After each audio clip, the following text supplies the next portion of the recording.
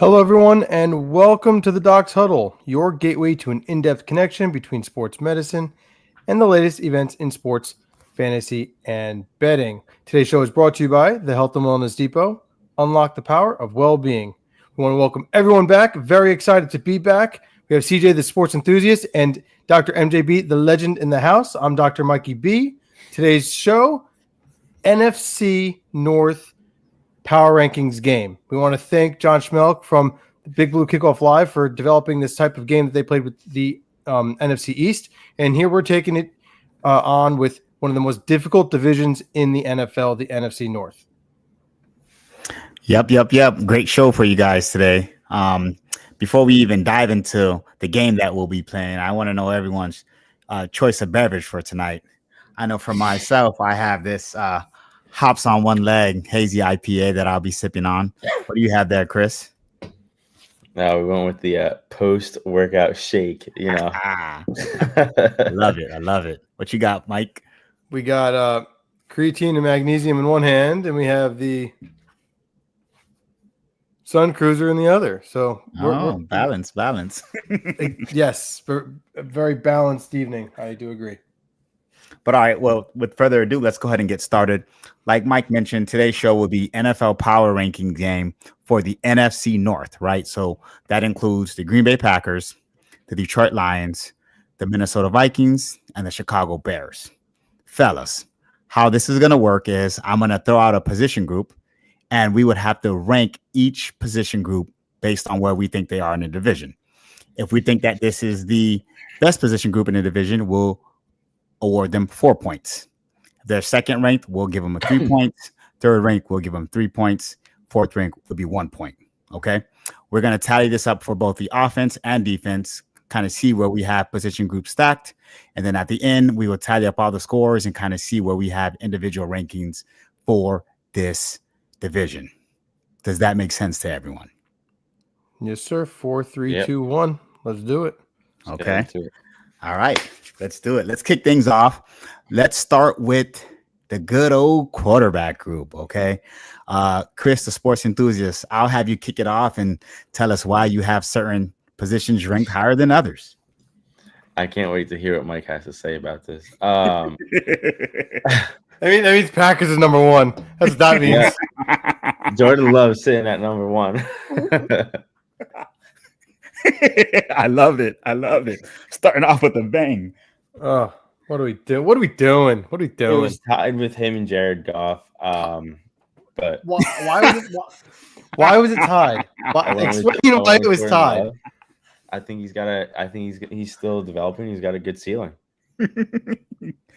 Still developing is funny. He's getting better every year. Develop. He's been like for freaking 10 years. I mean, he's sat forever.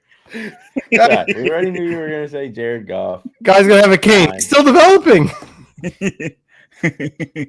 Okay, so you have Green Bay as 1, so you'll be awarding them 4 points. You have Lions as 2, you'll be awarding them 3 points. Who's your 3 and 4? I have the Bears at 2, and then I have the Vikings at 1. I don't think that you can have the Vikings higher than that because JJ McCarthy needs to prove himself. And yeah, I think that Khalid Williams has a much higher ceiling because I know we're getting to other positions, but I think the improvement of their offensive line is going to show an improvement for him as well. So yeah, that's pretty much the order. What do you guys got? What do you have, MJB? I am a Jordan Love fan, but not today. I couldn't do it, dude. I couldn't do it. So I have Detroit Lions are my number 1 team in terms of the quarterback position. So they will get my voice of reason. I mean, it was head to head.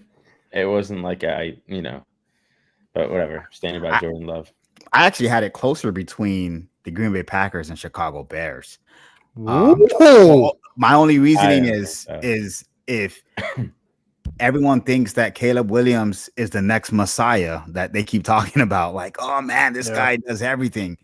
If he can't do it with all the guys they brought in, man, I don't know when it's gonna happen. So I think I didn't put him second, but I think that he could be climbing up the ladder for that. But I have Green Bay Packers is 2, so they would get 3 points for me. I have Chicago Bears with Caleb Williams at 3, so they would get 2 points for me. And then I have the Minnesota Vikings for same reasons you mentioned, JJ McCarthy. That'd be my 4th team in that division in terms of QB position rankings, and I'll be giving them 1 point. Okay. What do you think about that? Completely agree. Yeah, I like it. I completely agree. I think it was the Lions by a landslide at the quarterback position, followed by I think Jared Goff is by far. If I could pick one guy to run my team, it's Jared Goff out of this division. And then you have listen, I gave Jordan Love number 2, right? Like I'm not delusional. It's where I'm like saying Caleb Williams is going to be better than Jordan Love. I'm not saying that. I just think that Jared Goff. Say that. No, not at all. I just think that Jared Goff is just considerably better. I think that he sets himself apart. And then you have Jordan Love. Then I think I'm with Mike. I do think Jordan Love right now has shown that he's a legitimate starter in the league. That's where I'm at with Jordan Love. Okay. He showed some really good highs and some really bad lows last year. I think Caleb Williams, the jury's still out. He hasn't shown us much of anything. But at least he has a year under his belt, and then you have JJ McCarthy, who hasn't even stepped on the field. Mm-hmm. So I think that this, for me, was pretty easy. This is one of the easiest position groups to rank in this division because it gets by far. Yes. Okay. All right. So then, Mike, since you finished us off with the quarterback rankings, and I totally agree with yours. Ours aligned, spot on. I'm curious to see what you think of the running backs because it was not as easy as the quarterback. So go ahead and take it away. No, it wasn't. Now, I'm going to say this. The number 1 was easy for me. Yeah. And that was the Detroit Lions, right? Like they have the best running back room you can argue in all of football. Yeah. Aside from I'm saying running back room, right? We're talking not like obviously we could say Philadelphia with Saquon Barkley, Derrick Henry with the Ravens, but they have 2 legitimate starting running backs, right? They have a double-headed monster in that running back room like that. So they have depth, which proved to help them when Montgomery went down for that stint last year, right? And they didn't skip a beat, right? So they're definitely the number 1 squad for me.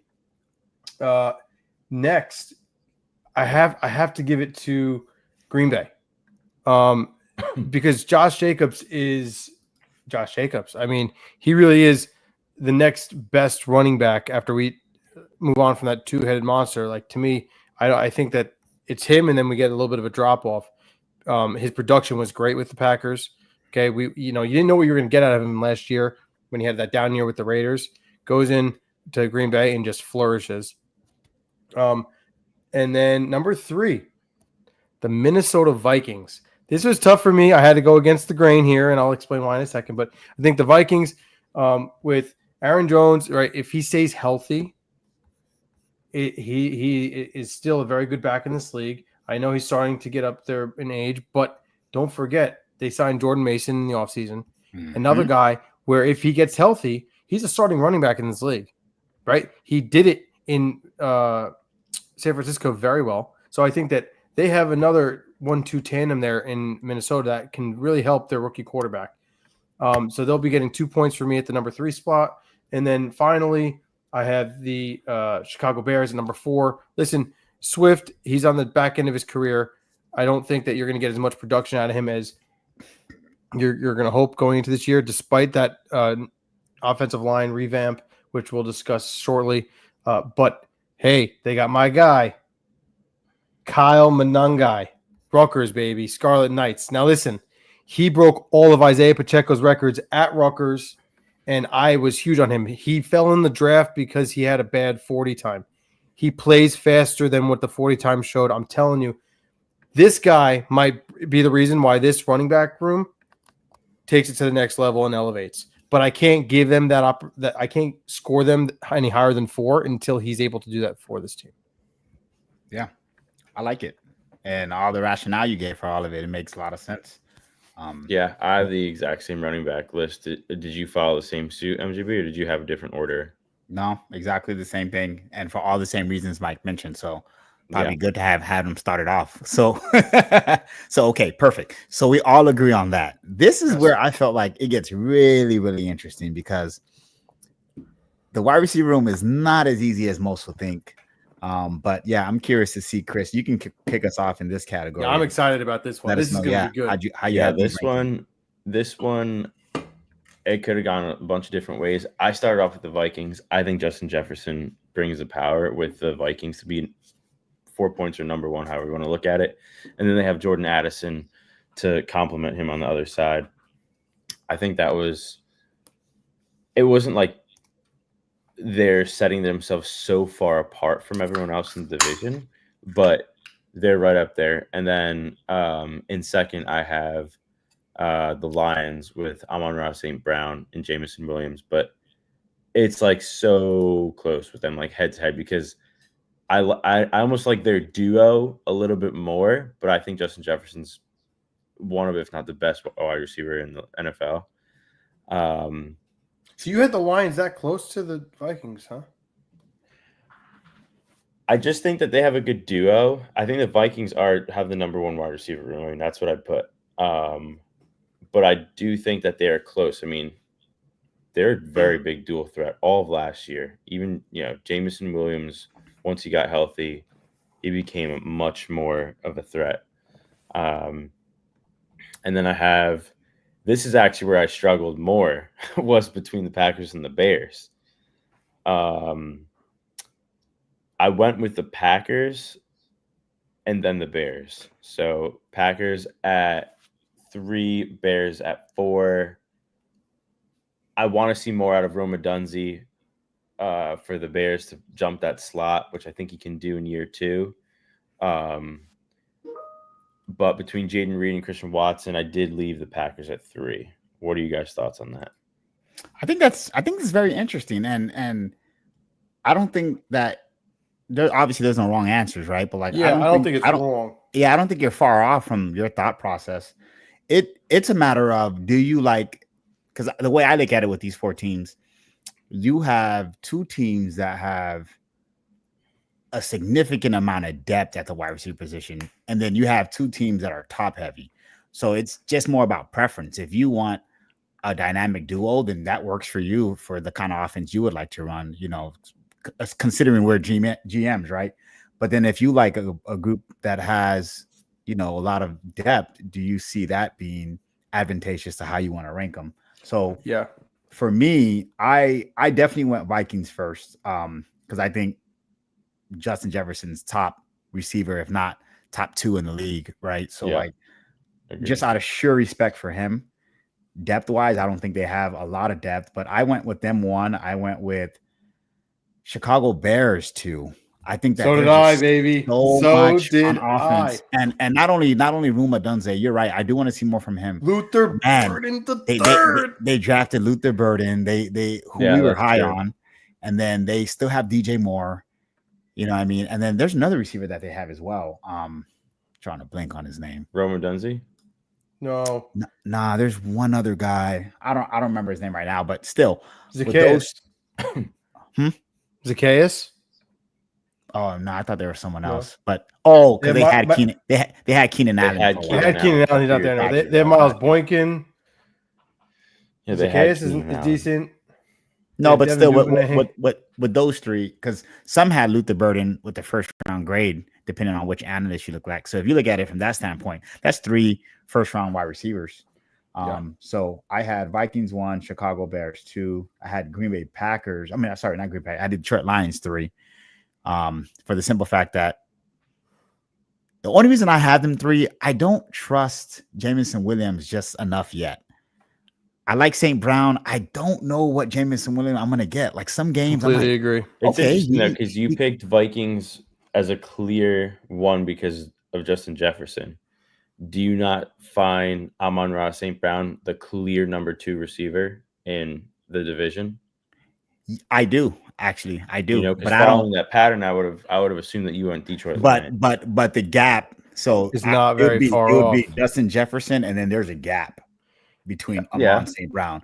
But then Amon St. Brown, and even if I said it was DJ Moore, there's not a huge gap there. There isn't, especially if you're looking at DJ's production. I don't know about that. In comparison to and plus he plays slot. I can't start my franchise. For me, I just wouldn't start it with that. I need a outside guy if we're talking about a guy that, because you can put Justin Jefferson anywhere. I can't say the same for Amon St. Brown. Okay. So that was my rationale behind it. But that's a good question. I mean, I don't think you're wrong. It's just a matter of preference, really. I think that I would put Amon St. Brown higher than DJ Moore. So that's probably where our rankings changed a lot. Like, I agree too. But I just don't have him like significantly better than DJ Moore comparison to how I have Justin Jefferson. Yeah, no, I get that if you're comparing it with Justin Jefferson. Yeah, I have the same ranking as you, Mike, for the exact same reasons. Receiving yards, Amon St. Brown had about 200 more receiving yards than DJ Moore last year. DJ Moore has consecutive 1,000-yard receiving seasons. He's very underrated in that regard. The only reason why he didn't produce the way he would have normally, he just missed another 1,000-yard season by like 300 and change yards. It's because he had Caleb Williams throwing him the ball, a rookie who struggled immensely, right?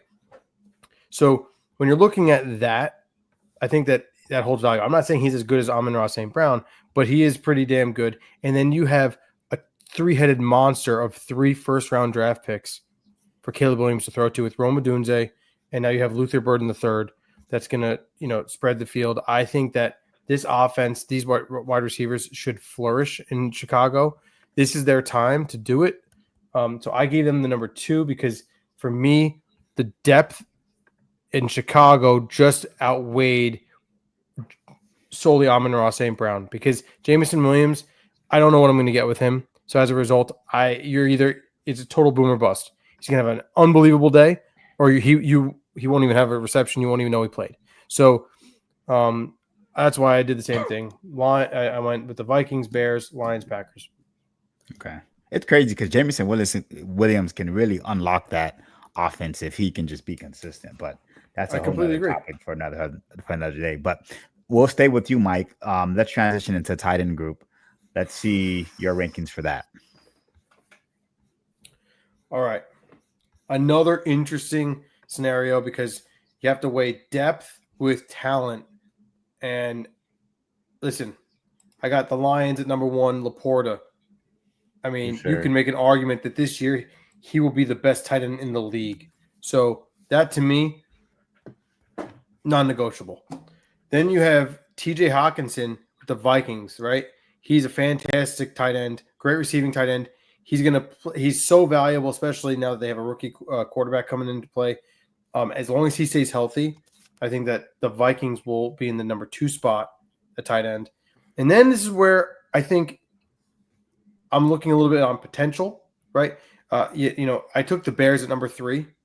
I think that Cole Kmet and Tucker Kraft, Luke Musgrave. I think Cole Kmet maybe has the edge over those 2 guys over in Green Bay. But don't forget about the Bears' first-round draft pick and Colston Loveland out of Michigan. I think that he's going to be great. We don't know what he's going to be able to do because, well, he hasn't been on the field yet. And I didn't want to jump the gun on this simply because we've had a lot of studs coming out of college recently. Dalton Kincaid, Michael Mayer, guys that we thought we were going to produce a lot more in the league, and they have not. So I'm not going to give Colston any benefit of the doubt until he shows me that he can produce in the league. But they got Cole Kmet. I think they have a little bit better depth there with the rookie signing. I go Bears, and then I take the Packers at number 4. Yeah, I had, for the exact same reasons, the same order at tight end. I agree with everything. I think Sam Laporta separates himself from the pack. And then, you have TJ Hawkinson. And then, like you said, with the potential of Cole Kmet and that Bears tight end group, I followed the same exact suit. What about you, MJB? I actually had those 2 swapped. I had the Lions as my top-rated position group in the NFC North, but then I had the Chicago Bears second for all the reasons you mentioned. Because you can have a 2-headed monster at tight end. Dude, 12 personnel for Chicago. Jesus, bro. Wow. If he plays well, Loveland, I don't disagree. I think they can definitely take the number 2 spot.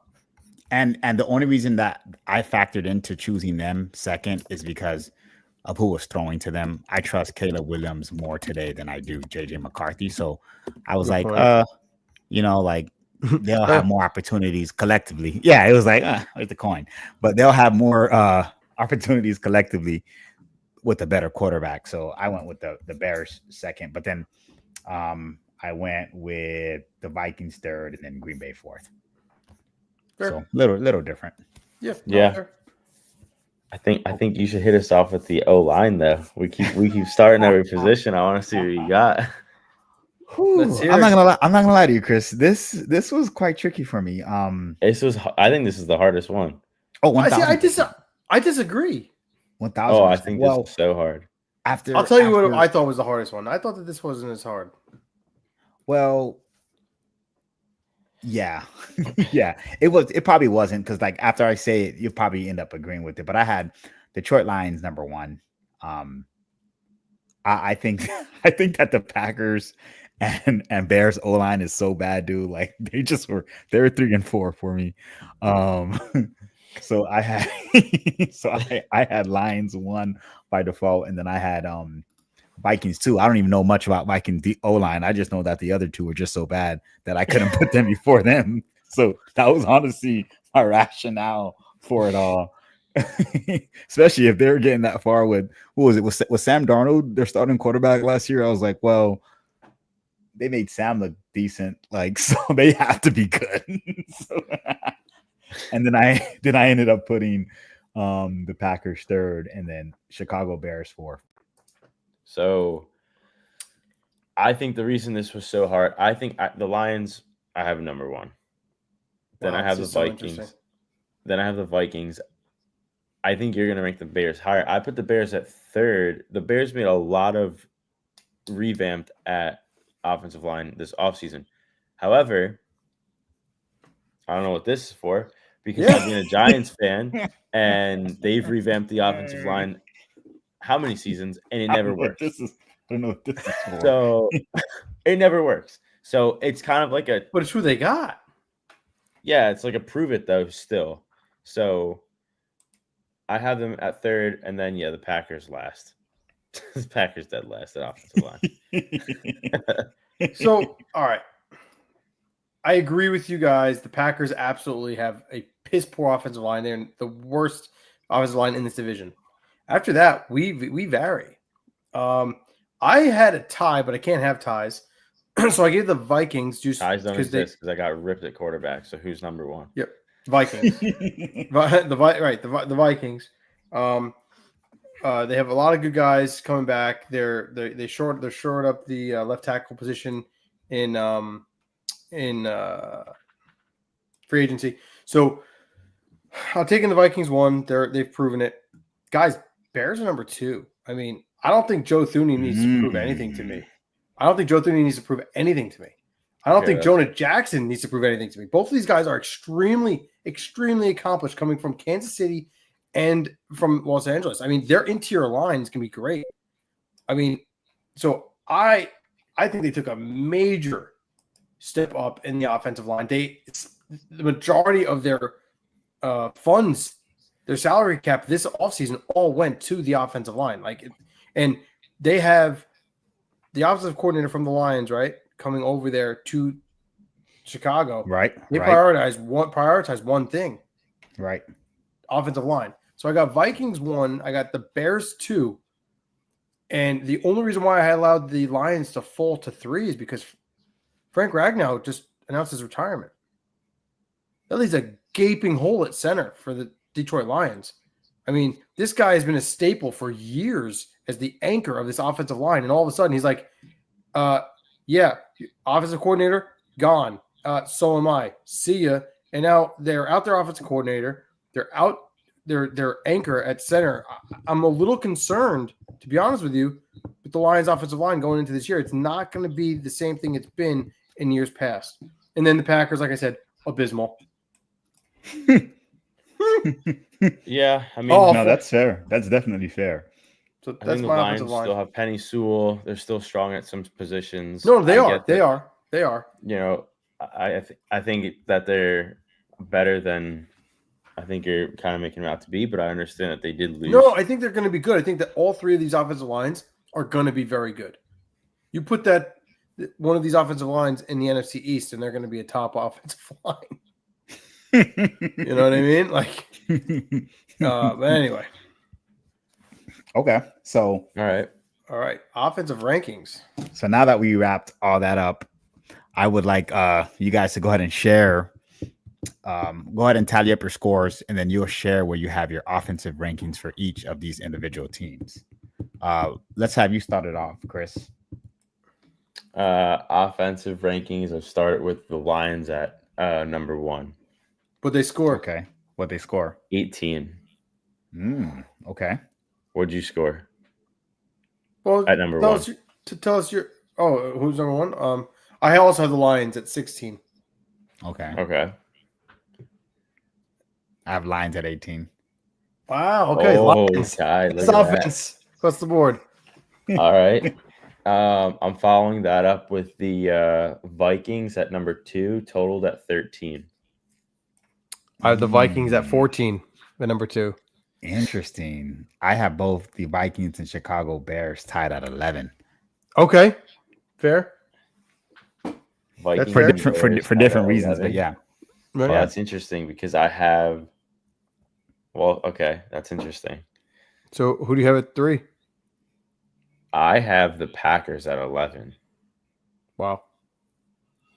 I have the Bears at 11. So different. Yep. That's interesting. And then who do you have? So, and you said you have the tie, Mike, right? Between the Vikings and the Bears? Yeah, I mean, I don't have one. If I had to choose one today, man. Well, So you don't even have to go last. So Yeah, basically, well, I mean, I have them tied for second and third. So who? Vikings offense and Chicago's Bears offense. Right. So we both have the Packers as the worst offense in the division. You and I. Yeah. No, I have Chris, the Bears as the worst offense. Very interesting. I think that's accurate. I think either one of those teams could have the worst offense in the division. Yeah. Well, with your enthusiasm with the Bears offensive line, they should not be. Well, they're my number 3. But you have to remember, like, that's my enthusiasm about the offensive line. But according to these rankings, you depends on where everyone else scores, right? Like all these other position groups score. So yeah, no, I know. I'm just throwing it out there.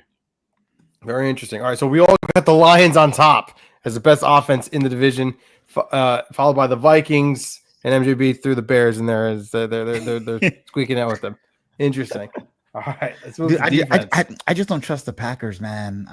Me neither. No, me neither. And I want to. I really want to. I want to, but I just can't. So, all right. So we'll keep things going. Let's transition to the other side of the ball.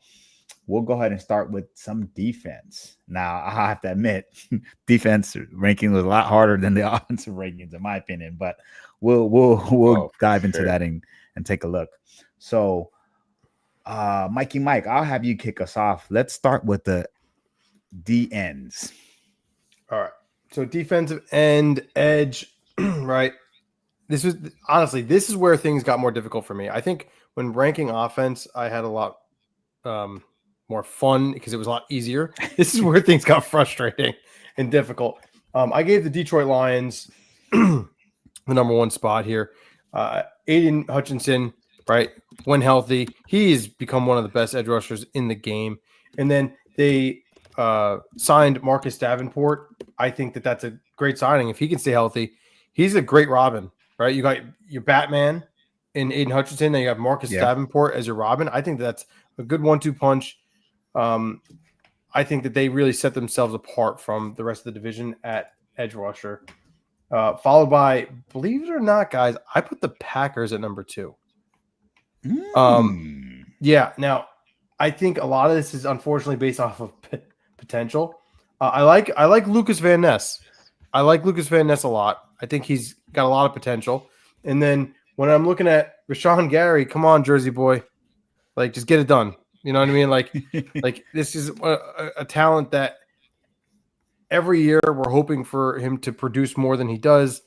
I'm really hopeful that, with Lucas Van Ness on the opposite side of the ball, that he can be somewhat of a force. He's going to have to be because I'm not loving some of the other areas on this defense. So I have Green Bay as number 2. And then 3, listen, this was close. Very, very close.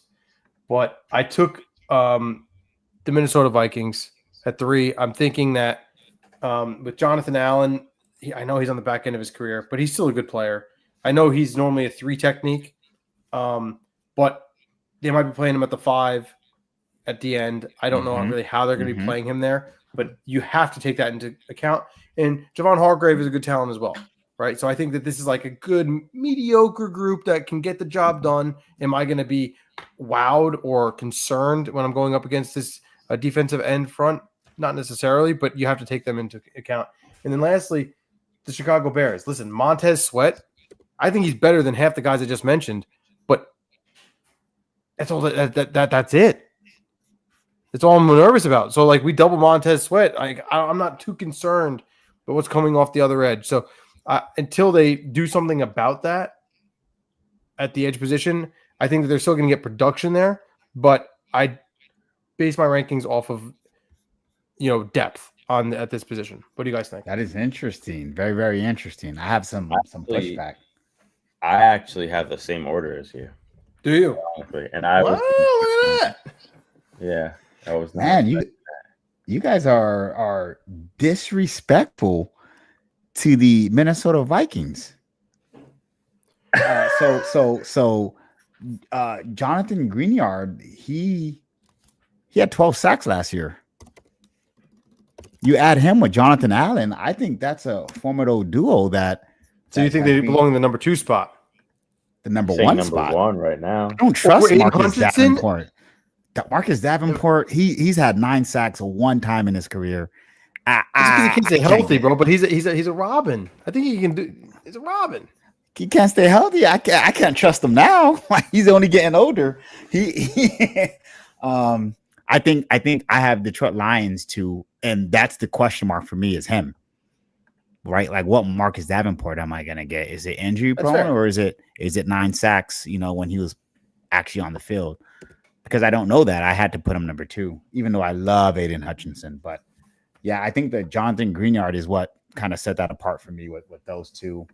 Number 3, I ended up having the Chicago Bears for what you mentioned. I feel like with Packers, I only get Rashawn Gary. I feel like the other teams, there's, a couple of guys I could depend on. I don't know outside of Rashawn Gary who's rushing the passer consistently for the Packers. So I put them 4th. So I have Vikings, Lions, Chicago, and then Packers. I can get on board with all of that. I do think I still put the Lions over the Vikings, but I can get on board with everything. Yeah, I'm sticking with the Lions. That's so the only way I'll go with what you're saying is because Aiden Hutchinson did get hurt, and I mean, you never know, right? Let's see how he comes back, but yeah, I still think he's going to be a force. Yeah, God willing. All right, Chris. Well, then kick us off with defensive tackle. All right, this is tough. It was. This is dude. This is where things got really rough. I'm going Packers at number 1 with Kenny Clark. Ooh. Who do you go with?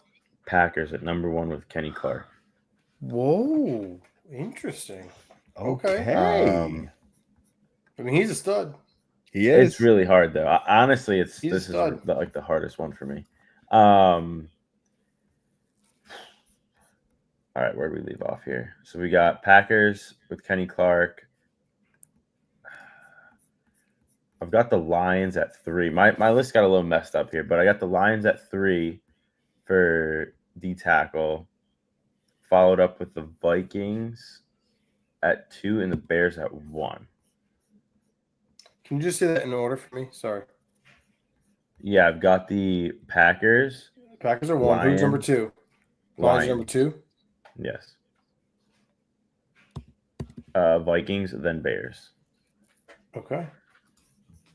Interesting. Okay. I'll be honest. I don't.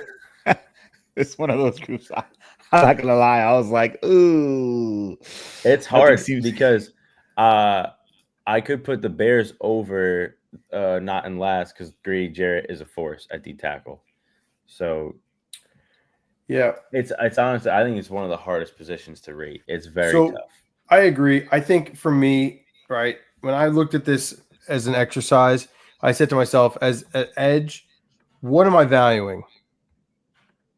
Rushing the passer, right?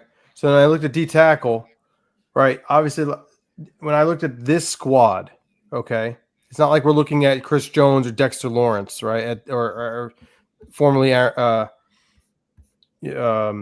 Donald, right? Like I'm looking at these three techniques, these nose tackles, and these guys are not known for rushing the passer. So I said to myself, let me base this off of the rush defense.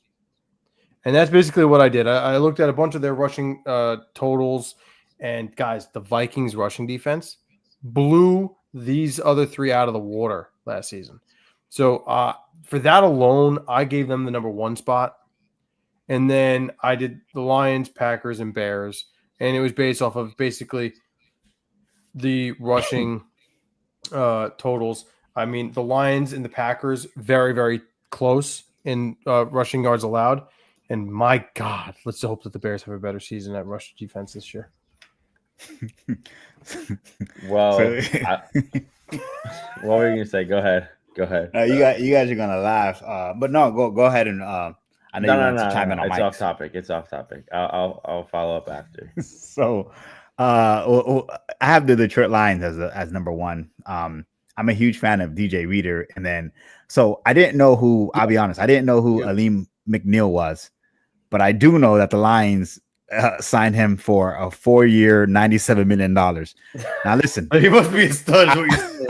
I don't know much about him, but if you're paying a guy that kind of money, he has to be doing something. So I said, dude's a stud. That's all we know.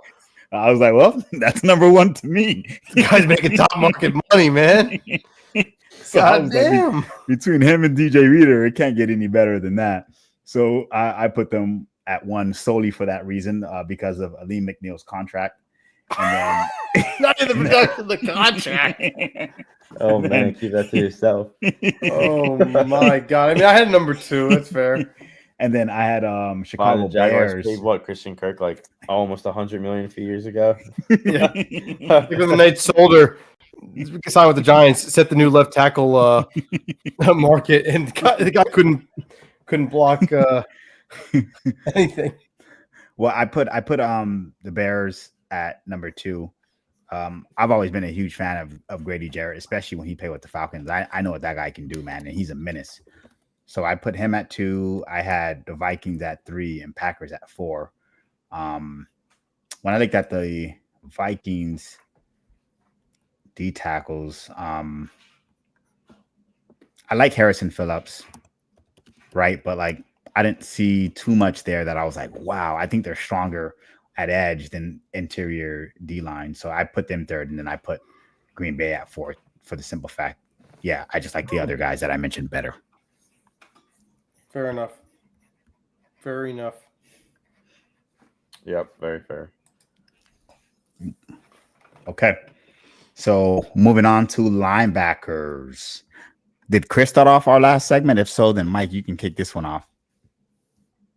Yep. I honestly don't remember, but I'll take the lead here. Listen, I rather start with. No, actually, I don't. Linebackers, cornerbacks, and safeties were absolutely brutal for me, guys. I'm gonna put it out there. This was the hardest part of this exercise for me. So for linebackers, number 1, give me the Detroit Lions. Okay, Alex Anzalone, I think is a stud. Jack Campbell, I think he's a very respectable Mike in the league. I'm gonna go with these guys as my linebacker 1. Number 2, I have the Chicago Bears. Okay, and listen, Tremaine Edmonds is the reason. Tremaine Edmonds is an absolute stud. I think that, we heard a ton about Tremaine Edmonds when he was on the Buffalo Bills. He signed that mega contract with the Chicago Bears, and then we don't hear about him. Why? Because he's on the Chicago Bears. So his production's still up. I still am a big fan of him. I think this is one where like talent preceded depth for me, where I just had to give the Chicago Bears the edge here at the number 2 spot. The Vikings are coming in at number 3 for the linebacker position. I am a huge Andrew Van Ginkel fan, coming from Miami 3 seasons ago. But I love Van Ginkel. He just got to stay healthy, man. If he stays healthy, he is so much fun to watch. Blake Cashman's not bad either. But Van Ginkel was big for me here. And then finally, in the 4th spot, we have the Green Bay Packers. Quay Walker, listen, out of Alabama, he's supposed to be so good, right? And it just hasn't been, the production hasn't been where it needed to be. He's been a hothead. He's been thrown out of 2 games last season. I'm hoping that maturity changes for the better going into this season, and we're seeing more from what we need from him. And then Isaiah Simmons was signed. I'm just bringing that up because it's Isaiah Simmons' top 10 draft pick. He was on the Giants the last 2 seasons. I'm still waiting for this guy to do something big with his career. I don't know if it's ever going to happen, but he's there. Cool. Maybe something cool can happen with that. That's my ranking. So, MJB, who did you have second? Because you were shocked with the Bears on Mike. So I'm just curious. Yeah. I had Minnesota Vikings. Van Ginkel? You had Van Ginkel, and they have Dallas Turner. That's right. They do. Yeah, they have Dallas Turner. So I'm a huge fan of Dallas Turner too. So they do.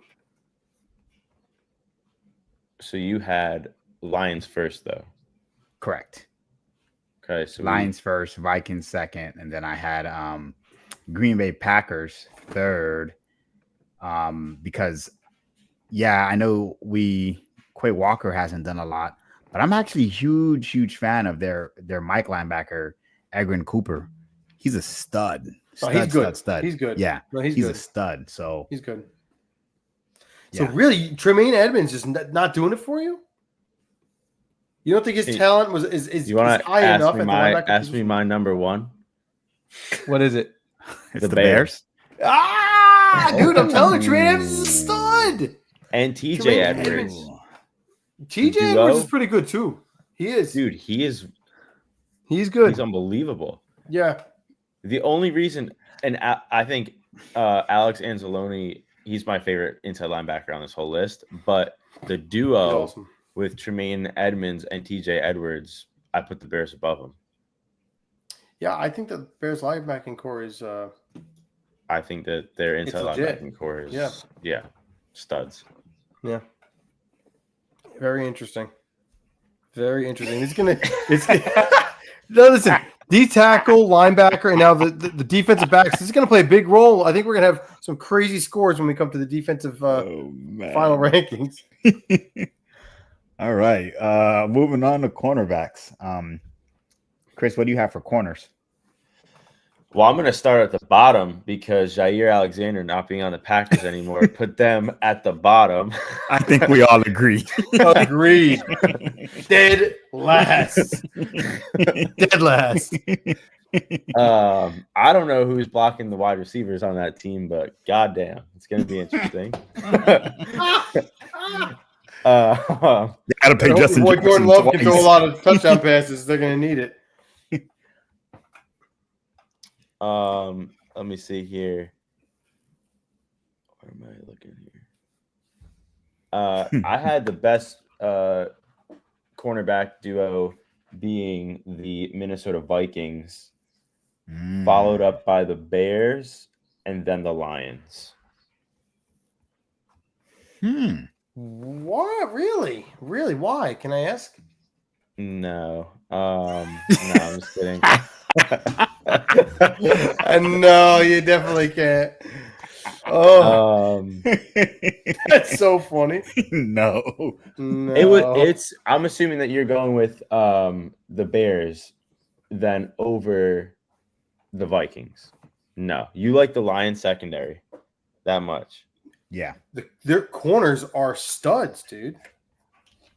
Maybe I'm mistaken because I thought they lost guys. They were hurt last season. Maybe that's why they had some injuries.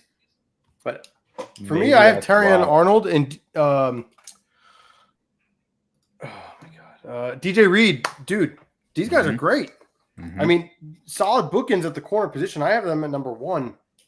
I forgot about DJ Reed. I think that they're the solid number 1. Yeah. Then I'll go to the Bears at number 2. Yep. Okay, I think that's pretty reasonable there. Jalen Johnson, great corner. I think he's great there. Then after that, now I have the Vikings, and then we already know who the last. Yeah, mine's mirror yours, Mike. Yeah. All right, well, let's get through these DBs.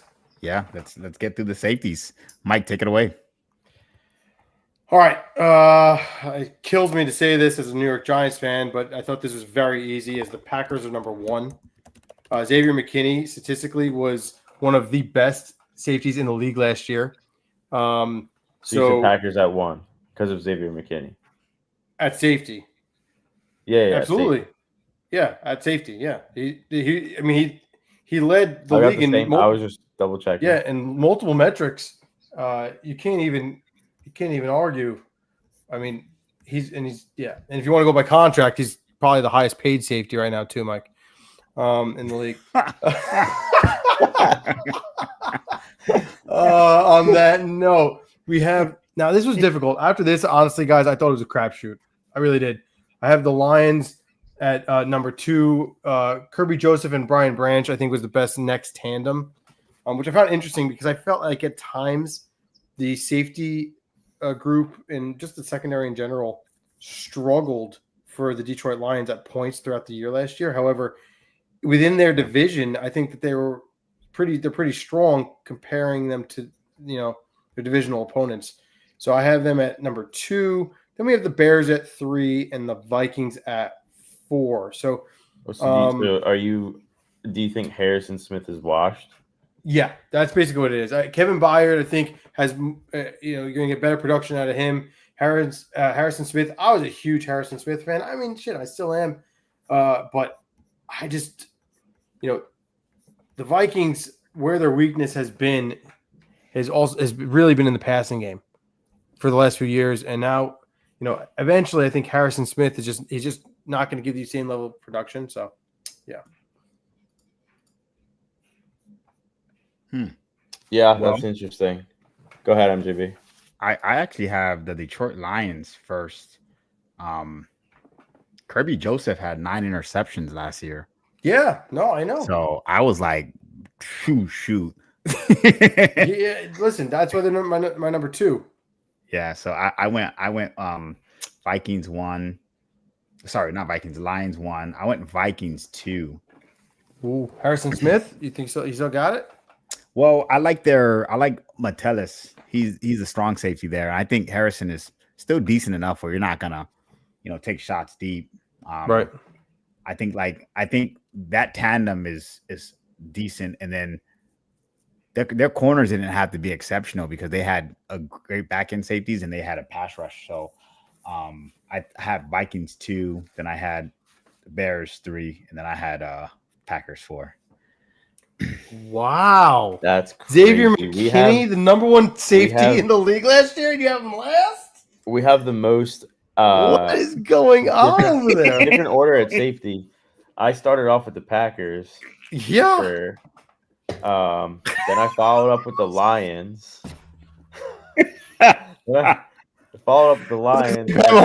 Where's quarterback? I kept Vikings at 3 because of Harrison Smith, and then the Bears still have good safeties, but it's a heavy safety division after looking at it, and I have them last after that. Yeah, what's funny is the safety group was actually the last 2. The safety is actually a quality group after everyone kind of explained their rationale behind it. It's like, Yeah, they have good safeties in this. No, they whole do. division. They definitely do. They definitely do. one of the few things they have good. Okay, so All right, let's go ahead and tally up the defensive scores and see where we have these defenses for each team, where we have them ranked. I'll have you started off, Chris. Go ahead and tell us your 1 through 4 for your defensive rankings. I've got the Lions at number 1. Okay. At 15 points. My scores are a lot closer on this than the offense. Followed up with the Packers at 13. Wow. Okay. Wow. And No then I corners. followed that up with the Vikings at 12 for number 3, and the Bears in dead last at 10. Which is shocking because the Bears have a good defense, so it's shocking. So you think the cornerless Packers are better than the the Vikings and Bears defense? Damn. Well, the cornerless Packers are my number 1 safety group when you have the safeties last and corners last. So that's you have the Packers secondary dead last. Just put them at 32. All right. Fair. So fair. No respect for Xavier McKinney. no, I don't know, Mike. Like, That's zero wild. respect, I'm with Christopher on this one. I'm sorry, That's brother. crazy. Yeah. I got the Lions at 18 coming in number 1. Wow. Then Smoked everyone. I know. The Vikings are at 11, tied with the Packers at 11, tied for second and third, and then the Bears at 10 at 4. So like I got Vikings, Packers 11, Bears 10. Like that's the defenses are like all like, and then for some reason the Lions just blew it out of the water, and I don't know why, because I feel like on paper when doing this exercise it makes sense, but I feel like that the Lions defense is not that much better than the remaining defenses here. But hey, that's how the cookie crumbled. I think that the cornerless Packers would have had a higher ranked defense if they had a single corner on their team. Being that I gave them a lot of points because Alexander, they probably would have jumped the Lions on my list, which is kind of crazy because I don't. That's crazy. Well, they would have jumped the Vikings on mine, but I'll tell you right now, Xavier McKinney is what's keeping them within the pack. Otherwise, no pun intended. Otherwise, they would have dropped below the Vikings and the Panthers significantly. I have a feeling MJB has something wild, so let's hear it. What do you got? I can't wait to hear this. I have Lions at 1 with 19 points. I have the Vikings at 2 with 17 points. Smoke. I have the Bears at 3 with 12 points. And you don't want to know what I have for the Packers. 5? 8. 2 points? 8? Oh, my God. Hey, listen. I had 8 for the Bears offense. So that is awesome. Yeah. All right.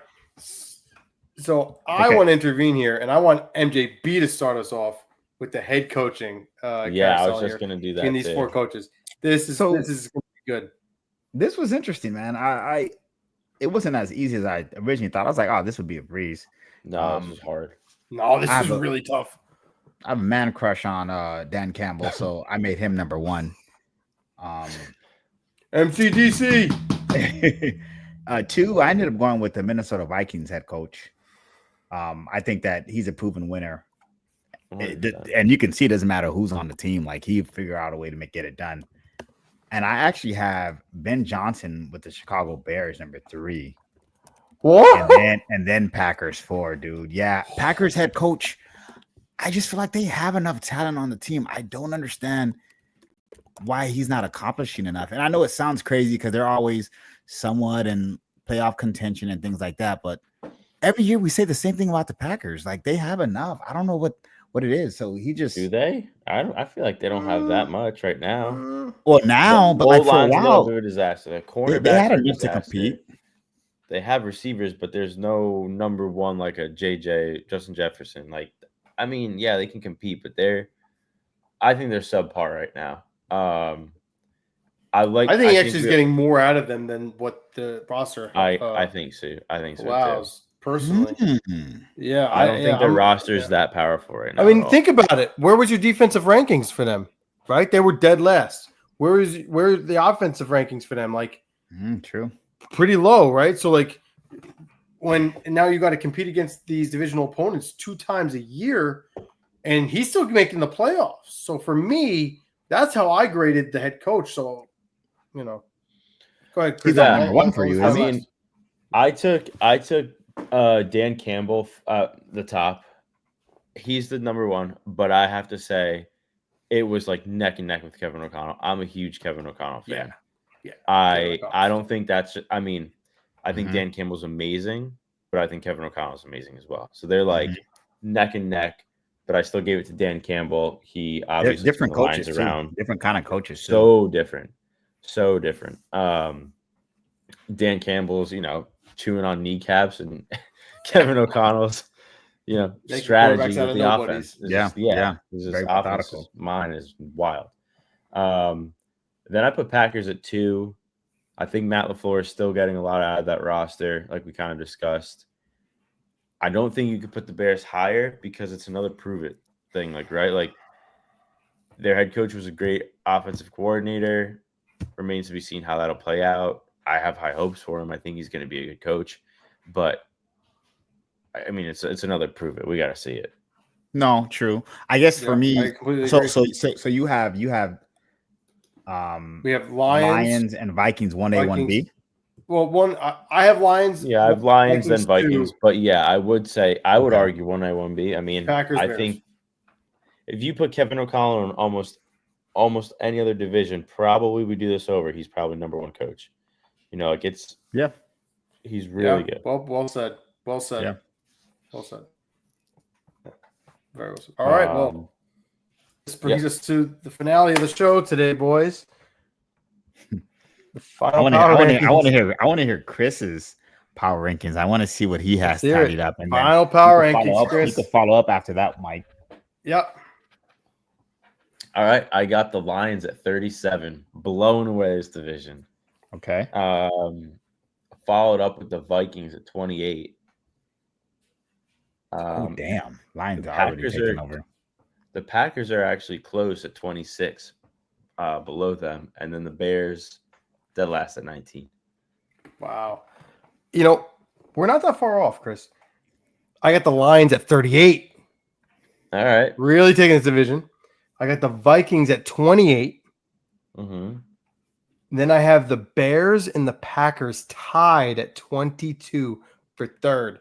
So, and that's just how it happened. Like, and honestly, I love the scores. I think it's pretty funny. I was thinking about this. I'm like, where are these? Like, yeah, I think the Bears scores based really on my power rankings, emulate? I think the Bears should be closer to the Packers. I will agree with that. I think they're too far based on my total tallies, but the Bears are all about potential and how much they can grow. Yeah, I mean, but like what I was going to say is, I when doing the exercise, I really was curious.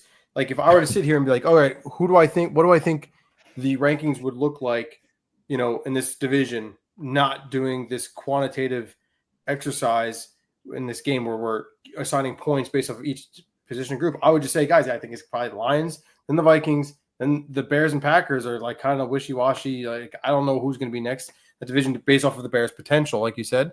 And sure enough, that's exactly how my scores were. Yeah. See, and I agree, Mike. Even if we didn't do this exercise, I would still probably have the same rankings. It's great. I don't think the Packers. I think everyone got better except them this offseason. Yes, I completely agree. So that's why I think they're way at the bottom, dude. And I like the Packers. Like, I want to see them succeed because Chris, you and I both. We like Jordan Love, but I'm like, they didn't do anything that I'm like, oh wow, that's gonna change the landscape. Every time I think they're getting better, they do something that makes them worse. And it's like, well, see, I can't trust you. So I have Lions at 41 points. Oh my God. Whoa. I have Minnesota Vikings at 31. Chicago Bears at 25, and then Packers at 18. Yeah. Listen. I don't hate that at all because I agree with what you're saying. Like, that makes sense. I don't think what exciting moves have the Packers made personnel wise. You could almost date it back to Aaron Rodgers. Like, Yeah. Right. No, I Right. agree. what are they doing personnel wise? I agree. Right. Well, listen, guys, I think that was a fun game. I think it really depicts, when breaking down the roster, what we think that can kind of emulate how the season might go in regards to our preseason power rankings. What are you guys' thoughts? Yeah, I think it was spot on. I mean, I didn't know that I would have had the Packers ranked so poorly on defense, but I mean, I just don't trust them. So Makes sense. Yeah, no, Makes it's an sense. eye opener. It's a good way to rank everything and just see the division in another perspective. I liked it. A lot of fun. Absolutely. Well, we want to thank everyone for joining us this evening, and we want to thank everyone for tuning back into the Docs Huddle. That's going to wrap up today's show. For CJ, the sports enthusiast, Dr. MJB, the legend, I'm Dr. Mikey B. Until next time, take care, everyone.